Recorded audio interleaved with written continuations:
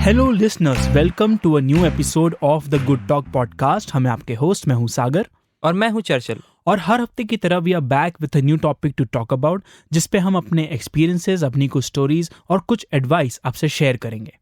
आज के एपिसोड में हम डिसीजंस पे बात करने वाले हैं। जब हम नॉर्मली डिसीजन सुनते हैं तो हमें लगता है डिसीजंस आर समथिंग जो बिजनेस में लिए जाते हैं, जो बोर्ड मीटिंग्स में बैठ के डिसाइड किए जाते हैं और जो कोई ना कोई काम से रिलेटेड होते हैं। बट हम सभी भूल जाते हैं कि हम अपनी लाइफ में हर मोमेंट पे कुछ ना कुछ डिसाइड कर रहे हैं। हम क्या कपड़े पहनने वाले हैं, हम कौन से रेस्टोरेंट में खाने वाले हैं और क्या खाने वाले हैं, हम अपनी सैलरी को कैसे यूज़ करने वाले हैं, क्या हम उस लड़के या लड़की को हाँ बोलने वाले हैं जिसने हमें अप्रोच किया है। ऐसे सभी डिसीजंस हमारी लाइफ को शेप करते रहते हैं। हमारे डिसीजंस हमारे डेस्टिनी को शेप करते हैं। बट हर डिसीजन बरोबर नहीं होता।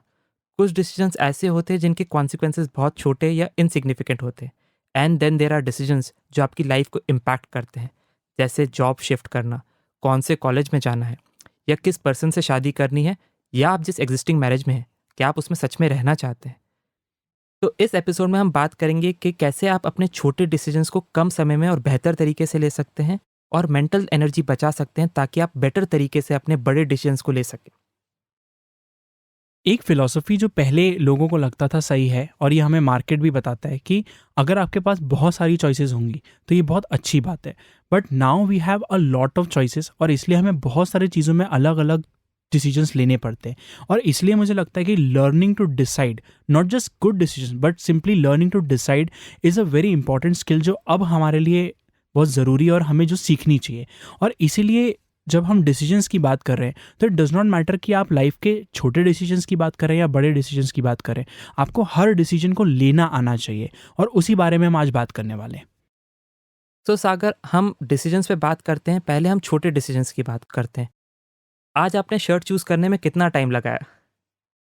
I think a good 45 to 55 seconds. Okay. आपको क्या लगता है कि कैसे हम इन डिसीजंस पे जिनका कोई इम्पैक्ट नहीं हो सकता हमारी लाइफ पे, उनमें एनर्जी बचा सकते हैं और उनमें कम टाइम स्पेंड कर सकते हैं? आई थिंक यहाँ पे इम्पैक्ट एक बहुत इंपॉर्टेंट वर्ड है। हमें लगता है कि छोटे छोटे डिसीजंस जो होते हैं उनसे कोई फ़र्क नहीं पड़ता, बट जब भी हम वो डिसीजंस लेते हैं, जब हम चूज़ करने की कोशिश करते हैं, तो हम अपना समय तो दे ही रहे हैं, हम अपनी एनर्जी भी देते हैं, हम अपनी मेंटल स्पेस भी देते हैं। और एक सिंगल छोटा डिसीजन बहुत एनर्जी या माइंड स्पेस नहीं लेता है, पर जब हम बहुत सारे ऐसे डिसीजंस रोज़ ले रहे हैं तो हमारी बहुत सारी मेंटल एनर्जी इसमें चली जाती है। सो जब हम इम्पैक्ट की बात करें, हो सकता है कि आज आप क्या पहनने वाले हैं इससे आपके ओवरऑल लाइफ में कोई इम्पैक्ट नहीं आने वाला हो, पर आपकी एनर्जी पे इम्पैक्ट आएगा, और वो एड ऑन होके, कंपाउंड होके आपको बड़े डिसीजंस लेने में प्रॉब्लम करेगा। और इसलिए ये छोटे डिसीजंस जल्दी लेना बहुत ज़रूरी होता है। मुझे लगता है कि बहुत सारे डिसीजंस तो ऐसे हैं जो आपको अपनी लाइफ में एलिमिनेट ही कर देने चाहिए। और हम इसका एग्जांपल देखते हैं बड़े बड़े बिलियनर्स के केसेस में जो अपनी वार्डरोब फिक्स कर लेते हैं। स्टीव जॉब्स ने, मार्क जकरबर्ग ने और काफ़ी बिलियनर्स ने अपनी वार्डरोब फिक्स कर रखी थी कि वो एक ही तरह के कपड़े पहनते हैं। उनका यहाँ पे पर्पस ये था कि वो अपने डिसीजन टाइम को बचाना चाहते थे और डिसीजन में जो एनर्जी लगती है उसको बचाना चाहते थे ताकि वो सही डिसीजंस पे ज़्यादा एनर्जी दे सके। मैंने पर्सनली मेरी लाइफ में वही चीज़ तब करी थी जब मैंने डोमिनोज से ऑर्डर नहीं करने का डिसाइड किया था। मैंने देखा कि लास्ट कई बार ऐसा हुआ कि मैंने डोमिनोज से ऑर्डर किया और हर बार मुझे लगा कि यार ये तो बहुत ही घटिया जगह है और यहाँ से अब ना पिज़्ज़ा अच्छा आता है, डिलीवरी टाइम भी इनका बहुत बढ़ गया है। तो जब मैंने ये सब देखा तो मुझे रियलाइज़ हुआ कि okay, I have to make one decision जिससे मेरे अगली बार के डिसीजंस खत्म हो जाए। तो मैंने डिसाइड किया कि अब से मैं कभी डोमिनोज से ऑर्डर नहीं करूँगा। सो इस एक डिसीजन से मेरे काफ़ी सारे डिसीजंस बाद के बच गए कि मुझे ऑर्डर कहाँ से करना है। तो अब मुझे पता है कि एक डिसीजन लेने से फ्यूचर के बहुत सारे डिसीजंस एलिमिनेट हो चुके हैं। आई रिमेंबर ये बहुत आसान हुआ करता था जब हम स्कूल या कॉलेज में थे। जब हम स्कूल में थे तो there was a set uniform, तो आप चाहो ना चाहो आपको सोचने की ज़रूरत नहीं थी कि आज आपको क्या पहनना है, एक्सेप्ट जब आपका पीटी डे रहता था और आपको वाइट ड्रेस पहननी पड़ती थी।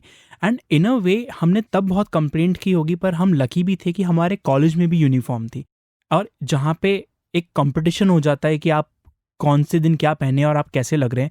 बहुत आसान हो गया था हमारा कॉलेज जाना, सिंपली बिकॉज एक सेट यूनिफॉर्म थी और आपको वही पहन के जाना था। आप इसी फिलोसफी को अपनी लाइफ में यूज़ कर सकते हैं। Definitely may be like billionaires, हमारी लाइफ वैसी नहीं है कि हम हमेशा रोज़ एक ही कपड़े पहने, पर हम जगह के हिसाब से कपड़े डिसाइड कर सकते हैं। जैसे मैंने डिसाइड किया था कि if I am wearing jeans and a T shirt, तो ये मैं सिर्फ बाहर जब घूमने जा रहा हूँ तब पहना करूँगा। और अगर मैं ऑफिस जा रहा हूँ तो मैं सेमी फॉर्मल या फॉर्मल वेयर पहन के जाऊँगा। इससे मुझे हमेशा पता होता था कि टी शर्ट कहाँ पे पहन के जानी है और शर्ट कहाँ पे पहन के जानी है। इसके अलावा मैंने ऐसा भी डिवीज़न कर लिया है कि मेरे को कौन सी टी शर्ट स्पेशल ओकेजन्स पे ही पहननी है। और लगता है सोच के कि ये बहुत आसान चीज़ें हैं, ये तो लोग करते होंगे, पर मैंने देखा है कि आजकल हमारे पास इतने ऑप्शंस कपड़ों में रहते हैं कि हम कब क्या पहन रहे हैं हमें याद नहीं रहता, और हम उसको यूज़ करते रहते हैं। जो हमारा फेवरेट होता है हम उसको कुछ ज़्यादा ही यूज़ कर लेते हैं, और जो हमने ख़रीदा है जो अच्छा है पर हमारा फेवरेट नहीं है उसको हम साइड करते चले जाते हैं। तो डिसीजंस लेने से वेस्टेज भी बढ़ता है और आपका माइंड स्पेस भी खाली हो जाता है। इसमें मुझे एक और पॉइंट ऐड करना है। आपने अगर जगह के लिए कपड़े डिसाइड कर लिए हैं, तो आप एक और डिसीजन ले सकते हैं कि मैं कपड़े चूज़ नहीं करूँगा। जो शर्ट टॉप पे रखा हुआ है, उस लॉट में से जो उस पर्टिकुलर लोकेशन के लिए है, मैं वही उठा के पहनूँगा। सोचने में बहुत ही सिंपल थॉट लगता है क्योंकि आपको सारे ही कपड़े उतने ही पसंद होने चाहिए। बट हम देखेंगे कि हमारी वार्डरोब में बहुत सारे ऐसे कपड़े होते हैं जो हमें नापसंद हैं। बट जब आप ये डिसाइड कर लेते हैं, तो अब आपको पता चल जाता है कि इस कपड़े को रिटायर करने का टाइम आ चुका है। तो एक सिंपल डिसीजन आपको उन कपड़ों के करीब भी ला सकता है जो आपको बहुत पसंद है, और आपका टाइम भी बहुत सेव कर सकता है।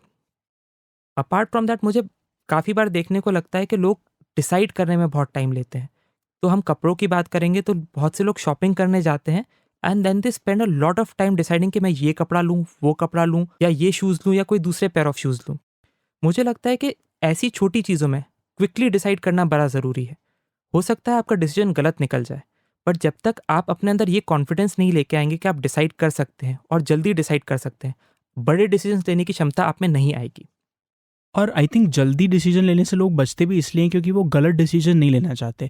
पर अगर आप अपनी लाइफ को देखेंगे तो आपने छोटे बड़े बहुत तरह के गलत डिसीजन अपनी लाइफ में लिए होंगे, और फिर भी आपकी लाइफ नॉर्मल चल रही है।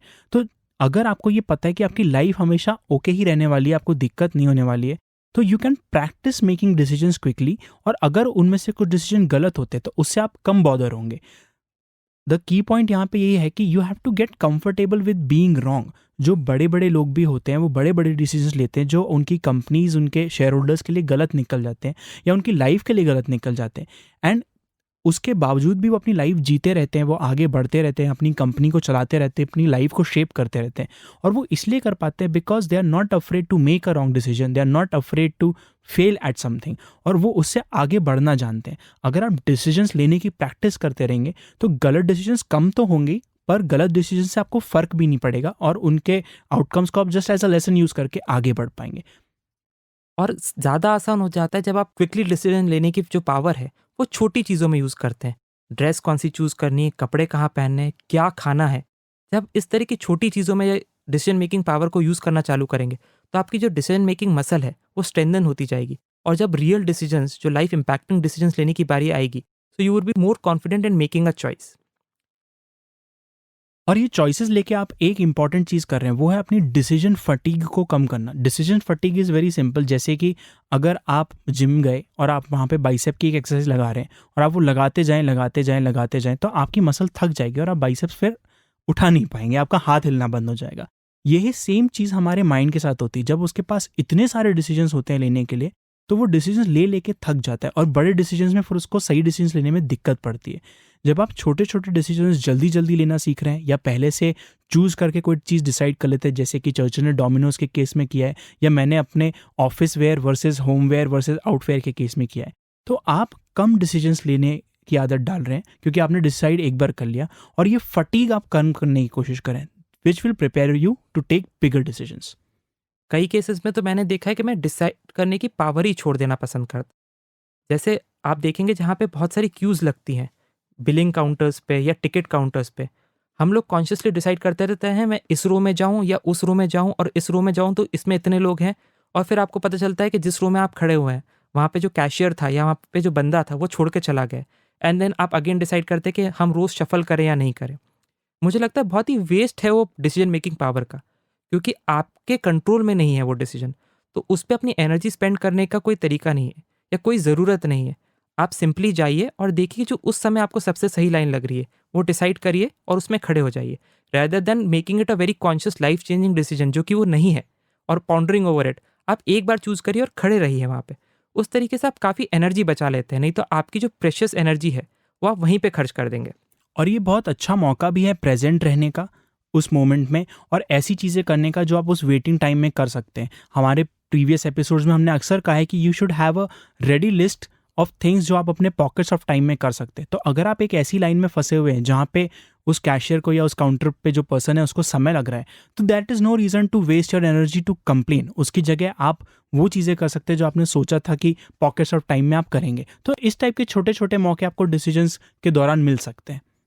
एक और सिंपल तरीका होता है छोटे डिसीजंस को ना लेने का, और वो है कि you give it to someone जिसको आप ट्रस्ट करते हैं, या फिर कोई ऐसा जिसके साथ आप कंफर्टेबल है। जैसे हम अक्सर हमारे ऑफिस में फूड ऑर्डर करते हैं, एंड चर्चिल फूड ऑर्डर करते हैं और मैं डायरेक्ट करता हूँ उस पर्सन को कि कहाँ पे आना है, because Churchill does not like doing it. तो उन्होंने पहले से ही डिसाइड करके रखा है कि जैसे ही डायरेक्शंस देने की बात आएगी तो वो मुझे फ़ोन दे देते हैं। ये डिसीजन होने से दो चीज़ें होती है, एक तो ये उनके दिमाग पे से पूरा लोड हट जाता है, and of course I get to play a role in the whole equation as well. ये बहुत ही अच्छी आपने चीज़ बताई। मैंने नॉर्मली इसको कॉन्शियस डिसीजन मेकिंग के उसमें देखा नहीं था, but now when I think back मुझे समझ आता है कि हाँ, ये एक अनकॉन्शियस डिसीजन था जो हमने ले लिया, जिससे हमारी लाइफ बड़ी सिंप्लीफाई हो गई है। अब हम मूव करते हैं नेक्स्ट टॉपिक पे, जो कि है बड़े डिसीजंस कैसे लिए जाना। बड़े डिसीजंस जो आपकी लाइफ को इम्पैक्ट करते हैं, और ये कहीं ना कहीं लाइफ में कुछ कुछ समय में आते रहते हैं। मुझे लगता है सबसे पहले ये जान लेना बड़ा ज़रूरी है कि in decision is also a decision. तो अगर आप किसी एक रिलेशनशिप में हैं जो आपको लगता है आपके लिए सही नहीं है, और आप चूज़ नहीं कर रहे हैं कि मुझे बाहर निकलना है, रिलेशनशिप में रहना है, तो बाय डिफ़ॉल्ट आपने डिसीजन बना लिया है कि मैं रिलेशनशिप में ही रहना चाहता हूँ। तो जब आप में ये क्लैरिटी आ जाती है कि अगर आप डिसाइड नहीं कर रहे हैं, तो इन इफ़ेक्ट आपने डिसाइड कर ही लिया है, तब आप डिसीजन मेकिंग की ओर आगे बढ़ पाते हैं।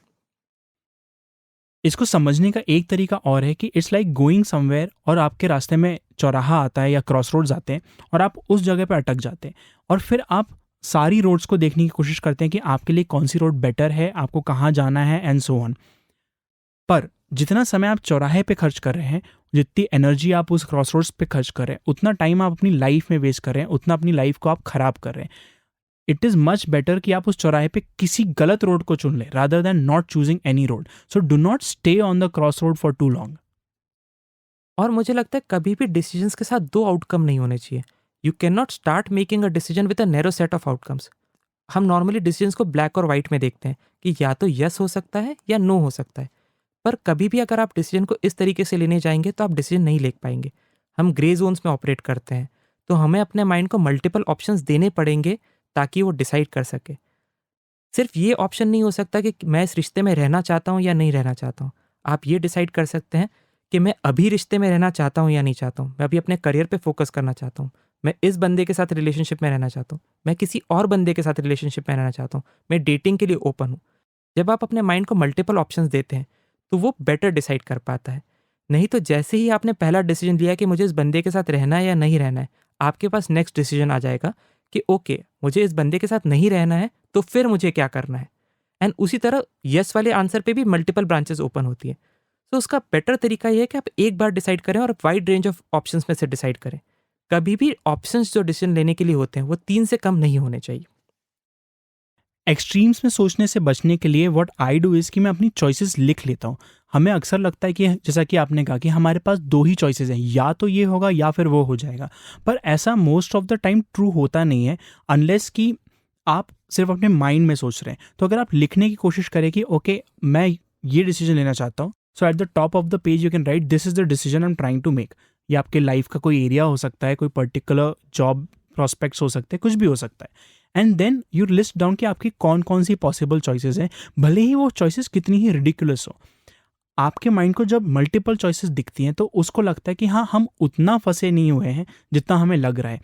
एवोल्यूशन में हमने सीखा है कि if you are stuck in a corner, तो हमारे माइंड का सिंपल रिएक्शन फाइट और फ्लाइट ही होता है। तो no animal wants to be stuck in a corner, because उसको पता है कि अगर वो कॉर्नर में फंस गया तो it is dangerous for their life. और वही चीज़ हमने भी सीखी है। जब हम अपने आप को सिर्फ दो ही ऑप्शन दिखाते हैं और वो एक्सट्रीम्स रहते हैं, तो this is the feeling that we are triggering inside us. हमें लगता है कि अब हमारे पास कोई ऑप्शन नहीं है, भले हमने कुछ भी चूज़ किया हमारी लाइफ खराब ही होगी। And that is why sitting down, writing down your possible choices, no matter वो कितनी रिडिकुलस हो, आपके माइंड को शांत करने के लिए और उसको सही डिसीजन लेने में एनेबल करने के लिए ज़रूरी है। ये नैरो चॉइसेस वाला जो चीज़ है, वो कॉलेज चूज़ करते वक्त बड़ी देखने में आती है। लोग बोलते हैं या तो हम आईएम में ही जाएँगे या एमबीए नहीं करेंगे। आप सिर्फ अपने आप को 2 चॉइसेस नहीं दे सकते। भले ही आप चूज़ उन 2 चॉइसेस में से ही करने वाले हैं। You should have a set of choices आपके लिए, क्योंकि अगर वो नहीं होंगी तो आपके डिसीजंस बहुत ही नेगेटिव माइंडसेट में चले जाते हैं। To have a feeling of abundance while making decisions, give yourself certain number of choices before you decide anything. Also decision making process को अच्छा करने के लिए you have to understand the difference between system and outcome mindset.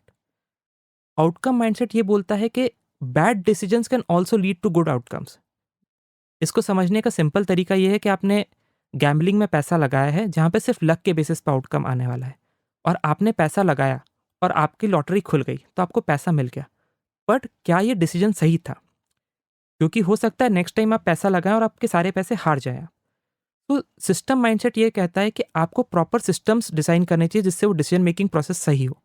हो सकता है कि आपकी डिसीजन मेकिंग प्रोसेस सही हो पर आउटकम गलत हो जाए, it is still acceptable, but आपकी प्रोसेस सही होनी चाहिए। अब हम सोचेंगे कि रियल लाइफ में कैसे प्ले करता है। अगर आप अपने बॉस के पास जाते हैं और उसे डराते हैं कि मैं जॉब छोड़ दूंगा अगर मेरी सैलरी नहीं बढ़ाई, तो हो सकता है कि वो एक बार सैलरी बढ़ा दे। आप अगली बार भी यही तरीका यूज़ करेंगे तो वो आपका ब्लफ पकड़ लेगा और वो आपको बोलेगा कि ओके बेटा तुम निकल जाओ। तो ये एक आउटकम माइंडसेट है जहाँ पे आपने देखा कि मैंने पहली बार डराया था तो उसने सैलरी बढ़ा दी थी, और आप उस आउटकम को देखते हुए अपना नेक्स्ट एक्शन डिटरमाइन कर रहे हैं। जबकि सिस्टम माइंडसेट इसी केस में ये कहता कि ओके आपको अपनी सैलरी बढ़वानी है तो या तो आप नई जॉब के लिए अप्लाई करिए जहाँ पे आपके टैलेंट को ज़्यादा बेटर रिकॉग्नाइज किया जाए और आपकी सैलरी इंक्रीज़ हो, या आप अपने टैलेंट पूल को इंक्रीज़ करिए ताकि आपकी करंट एम्प्लॉयर जो है वो आप उस टैलेंट को रिकॉग्नाइज करे और आपका पे बढ़ा दे। इस टाइप की सिचुएशन में ही अबंडेंस ऑफ चॉइस माइंडसेट में रहना ज़रूरी है। हो सकता है आपको लग रहा हो कि एक तरफ या तो आप कुछ नहीं बोलेंगे और कुछ नहीं होगा, और दूसरी तरफ आपको लग रहा हो कि आपको गुस्सा निकालना पड़ेगा, रूड होना पड़ेगा, तभी कुछ होगा। इन दो एक्सट्रीम्स के बीच में भी काफ़ी ऑप्शंस होते हैं। करियर चेंज करना एक ऑप्शन हो सकता है, अपने बॉस से शांति से बात करना एक ऑप्शन हो सकता है, अपने बॉस से कुछ अलग तरह का काम मांगना, दूसरे डिपार्टमेंट में जाने देना, इस टाइप की बात करना एक ऑप्शन हो सकता है। डज नॉट मैटर आप एक्चुअल ऑप्शन अल्टीमेटली कौन सा यूज़ कर सकते हैं, पर ये अबंडेंस ऑफ चॉइस वाले माइंडसेट में आपको आना पड़ेगा और आपको अपने लिए चॉइसेस इन्वेंट करनी पड़ेंगी, बनानी पड़ेंगी, ताकि आपके माइंड को कामनेस मिले और फिर आप सही डिसाइड कर पाएँ। बहुत सी बार हम इस चीज़ को लेके भी कंफ्यूज हो जाते हैं कि डिसीजंस गट के बेसिस पे लिए जाने चाहिए या फैक्ट्स के बेसिस पे लिए जाने चाहिए।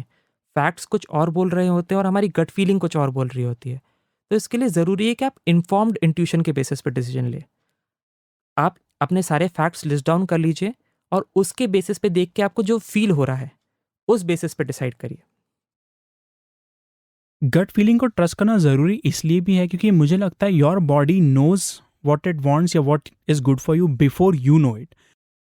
हमारे इंट्यूशन का सीक्रेट वैसे ये है कि एवोल्यूशन में जो भी हमारे आसपास डेंजर थी उसको पता करना और उस पर रिएक्ट करना इमीडिएटली ज़रूरी था। अगर हम अपने माइंड को टाइम देते सोचने का कि ये शेर कितनी दूर से कितनी स्पीड पे हमारे पास आ रहा है, तो हम रिएक्ट नहीं करते और उतने रिएक्शन टाइम लेने से we would have been dead. तो इसलिए हमारे इंट्यूशन ने सीखा है कि उसको डेंजर या इस टाइप की चीज़ समझ में आती है। इन मॉडर्न लाइफ आप इसी चीज़ को पॉजिटिव एस्पेक्ट में यूज़ करते हैं कि आप अपने गट को डिसाइड करने देते हैं कि what it really wants and what is good for you. और अपने इंट्यूशन को ट्रस्ट करने का सबसे आसान तरीका ये है कि आप उसको इनफ इंफॉर्मेशन दीजिए। सो कोई भी डिसीजन लेने के पहले आपके पास 40% से कम इंफॉर्मेशन नहीं होनी चाहिए, क्योंकि 40% से कम इंफॉर्मेशन का मतलब है कि आप कंप्लीटली गेस मार रहे हैं। और आपके पास 70% से ज़्यादा इंफॉर्मेशन नहीं होनी चाहिए, क्योंकि 70% से ऊपर information is too much information for your instinct. आपके माइंड को तो बहुत मज़ा आएगा कि नाउ इट नोज एवरीथिंग, पर आपके गट को समझ नहीं आएगा कि अब यहाँ से मुझे क्या करना है, तुम एक्चुअली चाहते क्या हो। तो गट को ट्रस्ट करने का सिंपल तरीका यह है कि you give it just enough information जो आपको लगता है उसको चाहिए। ये बहुत सिंपल चीज़ों में भी यूज़ होता है कि आपको कहाँ ट्रैवल करना है और वहाँ ट्रैवल करके आपको कहाँ जाना है। अगर आप बहुत सारा रीडअप कर लेंगे तो यू विल सी कि आपको समझ में नहीं आएगा कि एक्चुअली आप कहाँ जाना चाहते हैं। ये चीज़ हमारे साथ रेस्टोरेंट में भी हो जाती है। जब हम रेस्टोरेंट में जाते हैं और मेनू में एक ही चीज़ पढ़ लेते हैं तो हमको पता ही नहीं पड़ता कि अच्छा अब एक्चुअली खाने का मन क्या है। जब आप वहाँ पहुँचे होंगे तो आपके इंट्यूशन को पता होगा कि जनरली आपको खाने का मन क्या है, but by giving it so much information you confuse the intuition. अगर आप एक मेनू के पर्टिकुलर सेक्शन में स्टिक करेंगे तो आपको ज़्यादा आसानी होगी इस टाइप के डिसीजन लेने में। So this is just a small example, पर आप इंफॉर्मेशन को यूज़ कर सकते हैं अपने इंट्यूशन को बेटर बनाने के लिए। Just enough information. सो 40 से 70% की रेंज में इन्फॉर्मेशन दे के अपने गट को ट्रस्ट करना कि वो आपको सही डिसीजन लेने में हेल्प करेगा is the right way to go about it. Apart from that मुझे लगता है कि एक बहुत अच्छी टिप जो हेल्प करती है वो है act as if you are helping a friend. तो जब आपको अपनी लाइफ में कोई बहुत बड़ा डिसीजन लेना होता है और आपको समझ नहीं आ रहा होता है कि क्या करना है, तो आप नोटिस करेंगे अगर वैसी सिचुएशन आपके फ्रेंड के साथ हुई होगी तो आप बहुत अच्छी एडवाइस दे पाते हैं, क्योंकि हम सब बाय डिफ़ॉल्ट बहुत अच्छे एडवाइस गिवर्स हैं। तो you can use the same power when you face a problem. आप ये सोच सकते हैं कि ये मेरा फ्रेंड है, उसको ये प्रॉब्लम हुई है और मैं उसको क्या एडवाइस देता जो मुझे सबसे बेस्ट पता है, और वो एडवाइस आप सेम यूज़ कर सकते हैं अपने लिए। हम एडवाइस इसलिए अच्छी दे पाते हैं क्योंकि हमारे एडवाइस देने में एक डिस्टेंस होता है प्रॉब्लम से। हम जब दोस्त की प्रॉब्लम सॉल्व कर रहे हैं तो we are detach from the problem. तो ये वाली चीज़ अगर आप अपने माइंड में करने की कोशिश करें कि अच्छा अगर मैं ये एडवाइस फ्रेंड को दे रहा होता तो मैं क्या करता, तो आपको दिक्कत होगी क्योंकि this is still in your mind. तो ये डिस्टेंस क्रिएट करने के लिए what you can do is कि आप पेपर पे लॉन्ग फॉर्म लेटर लिख सकते हैं या पॉइंट्स लिख सकते हैं एज इफ आपके पास वो सवाल आया था और आपको लेटर लिख के ही उसका जवाब देना है। पेपर पे लिखने से एक डिस्टेंस क्रिएट होता है आपके माइंड के और उन थॉट्स के बीच में, और आप देखेंगे कि you are able to find out new options and new ways to solve the problem, और एज एन एडवाइस आप उसको फिर यूज़ कर पाएंगे। क्योंकि डिस्टेंस क्रिएट करने की बात हो रही है प्रॉब्लम से और डिसीजन से और अपने सेल्फ के बीच में, एक और टिप जो बहुत हेल्प करती है वो स्लीपिंग ओवर दी प्रॉब्लम। अगर आपको कोई बहुत बड़ा डिसीजन लेना है तो कोई ज़रूरी नहीं है कि आप वो डिसीजन उसी मोमेंट पे लें। सबसे अच्छा तरीका होता है कि आप माइंड को इनपुट्स और फैक्ट्स दे दें और इंट्यूशन को वर्क करने के लिए नींद का पूरा स्लॉट दें। वो नींद 1 घंटे की भी हो सकती है और 8 घंटे की नींद भी हो सकती है, बट बेस्ट डिसीजंस जो होते हैं वो नींद से उठने के बाद होते हैं, क्योंकि अब आपका माइंड डिस्टेंस क्रिएट कर चुका है उस प्रॉब्लम से, तो वो रियल सोल्यूशन से रियल डिसीजंस के साथ आएगा।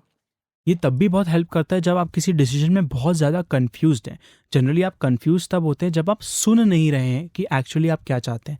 तो नॉइज़ को बंद करने के लिए, यानी कि माइंड के अंदर जो नॉइज़ है उसको बंद करने का सबसे अच्छा तरीका यही है कि आप सो जाइए। ऑटोमेटिकली एक ब्रेक या एक कहना चाहिए कि ब्लैक एरिया हो जाता है जिसमें कोई नॉइज़ नहीं थी, and when you wake up आपका माइंड ज़्यादा क्लियर होता है और आप समझ पाते हैं कि आप एक्चुअली क्या करना चाहते हैं। एक और टिप जो मुझे बहुत अच्छी लगती है डिसीजन मेकिंग में वो है कि कभी भूखे पेट डिसीजन नहीं लेना चाहिए, क्योंकि जब आप भूखे पेट होते हैं आप क्रैंकी होते हैं और आपके डिसीजंस गलत होने के चांसेस बहुत ज़्यादा होते हैं। इसका एक बहुत अच्छा एग्जाम्पल था, इजराइल में एक स्टडी हुई थी पेरोल ऑफिसर्स के ऊपर। वहाँ पे उन्होंने ओवर द ईयर नोटिस किया कि जब जजेस भूखे रहते हैं तो वो पेरोल कितनी बार देते हैं, और जब वो खाना खा के आते हैं और नींद की स्टेट में नहीं रहते हैं तो वो पेरोल कितनी बार देते हैं। और उन्होंने अराउंड द ईयर ये स्टडी की थी, तो जो जजेस भूखे थे उन्होंने बहुत कम पेरोल ग्रांट की थी। जब जजेस ने खाना खा रखा था और वो अच्छे से उनका स्टमक फुल था तो उन्होंने ज़्यादा पेरोल ग्रांट कर रखी थी। तो आप देखेंगे कि आपकी डिसीजन मेकिंग एबिलिटी चेंज हो जाती है जब आप भूखे रहते हैं या आपने खा चुका होता है। तो मेक इट अ पॉइंट कि कभी भी कोई बड़ा डिसीजन खाली पेट ना लें। सो बेसिकली भूखे पेट रह के हीरोइन बनने की ज़रूरत नहीं है। आप शांत होकर अगर डिसीजन लेना चाहते हैं तो a very simple technique is have good food, have enough food and then try to wonder over कि आपको क्या करना है आगे जाके। इसमें मैं एक और छोटी सी टिप ऐड करता हूँ। If you are in a place in your life जहाँ पे आपको लगता है कि आपके सारे डिसीजंस गलत होते हैं या आप डिसीजन ले नहीं पाते या आपको दिक्कत होती है डिसीजंस लेने में, तो आप इनकैंटेशंस यूज़ कर सकते हैं। एक सिंपल सा इनकैंटेशन ये है कि आई मेक ग्रेट डिसीजंस। या फिर I am a decisive person. Right, तो इस तरह के इनकैंटेशंस को आप अपने विजन बोर्ड पे लगा सकते हैं, आप रोज़ उनको लिख सकते हैं, और इनसे ये होता है कि आपके माइंड को पता चलता रहता है, बार बार रीइंफोर्स होती रहती है ये बात कि आप एक अच्छे डिसीजन मेकर है और आप डिसाइड कर सकते हैं। एंड धीरे धीरे यू विल सी कि your decisions will start changing in a better way over time. एक फाइनल कैवियट मुझे देना है इस पूरे टॉपिक को ख़त्म करने से पहले, कि डिसीजंस कभी भी प्री प्रोग्राम नहीं होते। तो हम देखेंगे कि हमारी सोसाइटी में लोग बड़ा एम्फेसिस देते हैं कि यही कॉलेज मेरे लिए अच्छा है, या मुझे इसी कॉलेज में जाना है, इसी से मेरी लाइफ बनेगी, या यही पर्सन मेरे लिए बहुत सही है। बट आप कभी भी देखेंगे कि आप फ्यूचर प्रिडिक्ट नहीं कर सकते। तो हो सकता है कि आपने बहुत बड़े कॉलेज में एडमिशन ले रखा है, बट इसका मतलब ये नहीं है कि आपका ये डिसीजन आपकी लाइफ को डिटरमाइन करने वाला है। बहुत सी बार आप एक छोटे या नॉर्मल कॉलेज में एडमिशन लेके भी वहाँ पे कुछ बहुत यूनिक लोगों से मिल सकते हैं और आपका लाइफ एक्सपीरियंस एक पर्टिकुलर एक्ट से चेंज हो जाता है और आपका डेस्टिनेशन कम्प्लीटली चेंज हो जाता है। तो डिसीजन मेकिंग की पावर तो बहुत है, पर कभी भी ये समझ लेना कि डिसीजन फाइनल हो गया है और उसी से हमारी लाइफ डिटरमाइन हो रही है, बहुत ही बड़ी गलती है। आपके डिसीजंस बहुत ज़रूरी हैं, but at the same time जो गलतियाँ आप कर चुके हैं या जो गलत डिसीजंस आप ले चुके हैं, उनका इम्पैक्ट टाइम के साथ धीरे धीरे कम होता जाएगा और अब आप सही डिसीजंस लेके लाइफ को बेटर कर सकते और अगर आप बेटर डिसीजंस लेना चाहते हैं तो उसके लिए ज़रूरी है यू शुड नो कि आपकी वैल्यूज़ क्या है, आप किस चीज़ को लाइफ में वैल्यू करते हैं, किस तरह के लोगों को वैल्यू करते हैं। अक्सर हम सोचते हैं कि हम पैसा सबसे ज़्यादा वैल्यू करते हैं या रिलेशनशिप सबसे ज़्यादा वैल्यू करते हैं वगैरह वगैरह, जो हम सुनते हैं अपने आसपास। पर if you know your values, आपको पता पड़ेगा कि आप किस चीज़ को ज़्यादा वैल्यू करते हैं। जस्ट एज एन एग्जाम्पल, मैं एक बार वॉरेन बुफे के बारे में पढ़ रहा था and I was reading his interview, जिसमें उन्होंने कहा था that he had to sacrifice a lot of his family life and so on, ताकि वो अपना बिजनेस वहाँ पहुँचा सके जहाँ वो है। आई एम नॉट श्योर कि ये एक्चुअली उनके साथ हुआ था या किसी ने ये सिर्फ एनेक्डोट की तरह मुझे बताया था, बट उससे मुझे समझ में आया कि अच्छा, it's a great goal to have that much money, पर अगर उसका कॉस्ट ये है कि मुझे ये सब सैक्रिफाइस करना पड़ेगा, तो I value money but I also value my relationships, my friends and my life जो मैं जी रहा हूँ। तो इस टाइप से आपको पता पड़ता है कि आप लाइफ में वैल्यू क्या करते हैं और उससे आपके डिसीजंस बेटर हो सकते हैं, क्योंकि you can now ignore the choices जो आपके वैल्यू सिस्टम के हिसाब से सही नहीं है। हैं। With this we move to the next section of our podcast which is exercise of the week. क्योंकि हम डिसीजंस की बात कर रहे हैं, तो for this week what we want you to do is कि आप अपने टॉप 5 बहुत अच्छे डिसीजंस एंड टॉप 5 या बॉटम 5 सबसे बुरे डिसीजंस की लिस्ट बनाएं। इससे आपको पता पड़ेगा कि आपने लाइफ में कौन कौन से अच्छे डिसीजंस लिए, वो आपने किस सिचुएशन में और क्यों लिए थे, और उनसे आपके लाइफ में क्या इम्पैक्ट पड़ा। और जो बुरे डिसीजंस हैं उनको लिख के आप ये पता कर पाएंगे कि व्हाट वेंट रॉन्ग एग्जैक्टली। हम अक्सर अच्छे बुरे दोनों डिसीजंस ले लेते हैं और फिर उसके बाद कभी उन पर रिफ्लेक्ट नहीं करते कि जो हमने किया सही किया तो क्यों किया, जो गलत किया वो हमने क्यों किया, और उसको कैसे हम अगली बार अवॉइड या इग्नोर कर सकते हैं। ये डिसीजंस लिखने के बाद आपको एक और चीज़ देखने को मिलेगी। आप देखेंगे कि क्या कितना टाइम देने पे और किस तरह की थिंकिंग रखने से आपके बेस्ट डिसीजंस निकले थे। और आप ये भी नोटिस करेंगे कि ज़रूरी नहीं है कि बहुत टाइम देके और बहुत एनालिसिस लेके किए हुए डिसीजन सही निकलते हैं। तो आप देखेंगे जो आपके बॉटम डिसीजंस होंगे या जो आपके बैड डिसीजंस होंगे, उनमें आपने बहुत टाइम स्पेंड किया, आपने बहुत लोगों से एडवाइस ली, फिर भी वो डिसीजंस गलत निकल गए। और आप देखेंगे कई बार बहुत क्विक इम्पल्स पे लिए गए डिसीजंस जो आपकी इन्फॉर्म्ड इंट्यूशन के द्वारा लिए गए थे, वो आपके बेस्ट डिसीजन साबित होते हैं। तो आपको एक जनरल गाइडलाइन पता चलेगी कि कौन से सिनेरियो में आप बेस्ट डिसीजंस ले पाते हैं और कौन से सर्कमस्टांसेस में आपके डिसीजंस बहुत गलत हो पाते हैं। वी होप कि आप ये एक्सरसाइज करेंगे और आप पता करेंगे कि कौन से आपके डिसीजन सबसे अच्छे थे आपकी लाइफ में, जिन्होंने आपको पॉजिटिव इम्पैक्ट किया, और कौन से बुरे थे जिन्होंने आपको नेगेटिवली इम्पैक्ट किया। और आप समझ पाएंगे कि आप किस तरह से डिसीजंस लेते थे और कैसे बेटर डिसीजंस ले सकते हैं। अगर आप हमसे कोई भी कमेंट, फीडबैक या सजेशन शेयर करना चाहते हैं तो you can write to us at contact@thegoodtalk.in। We also urge all our listeners कि आप ये पॉडकास्ट ज़्यादा से ज़्यादा लोगों से शेयर करिए। उनसे पॉडकास्ट शेयर करने के लिए just give them the link thegoodtalk.in। वो इस पॉडकास्ट को ब्राउज़र में भी सुन सकते हैं या अपनी किसी भी फेवरेट पॉडकास्टिंग ऐप में भी सुन सकते हैं। With this we come to a conclusion of this episode of the good talk podcast. हम हैं आपके होस्ट, मैं हूँ चर्चल और मैं हूं Sagar. Saying bye bye. Bye bye.